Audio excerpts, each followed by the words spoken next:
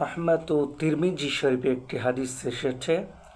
সে হাদিসটি হল হজরত হারিস আশআরী রাদিয়াল্লাহু তাআলা থেকে বর্ণিত। তিনি বলেন, রাসূলুল্লাহ সাল্লাল্লাহু আলাইহি ওয়াসাল্লাম বলেছেন, আমি তোমাদেরকে 5টি কাজের নির্দেশ দিচ্ছি। আল্লাহ তাআলা আমাকে যে 5টি কাজের নির্দেশ দিয়েছেন তা হচ্ছে, 1 নম্বরে জামাতবদ্ধ হবে, 2 নম্বরে নেতার আদেশ মন দিয়ে শুনবে, 3 নম্বরে তার আদেশ মেনে চলবে, 4th আল্লাহর অপছন্দনীয় কাজ বর্জন করবে এবং 5ম আল্লাহর পথে জিহাদ করবে।